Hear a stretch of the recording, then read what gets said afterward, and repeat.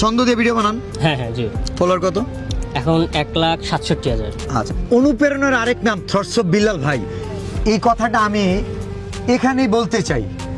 Already আমি বলেছিলাম এবং ওই সময় আমাকে নিয়ে অনেক ধরনের সমালোচনা হয়েছে যে বিল্লাল ভাই এই কথা কেন বললো।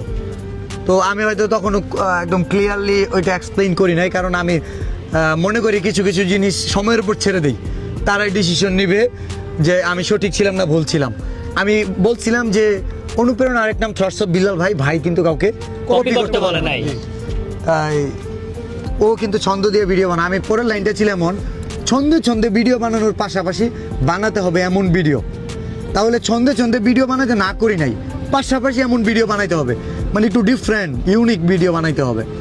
তে ছন্দ দিয়ে ভিডিও বানান? হ্যাঁ হ্যাঁ জি। ফলোয়ার কত? এখন 1,67,000। আচ্ছা, 1,67,000। ছন্দ দিয়ে ভিডিও বানান? বানাই ফলোয়ার কত? 92। আচ্ছা, থটস অফ বিল্লাল কি কপি করেন? প্রথম করতাম, এখন করি না। করেন না। নুশান কই? নুশান, ছন্দ দিয়ে ভিডিও বানাও? জি বানাই। ফলোয়ার কত? 94,000। 94,000।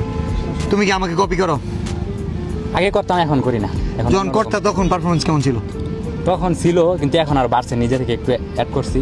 এইটাই আমি চাই, যে কপি করলে যে কি রেজাল্টটা হয়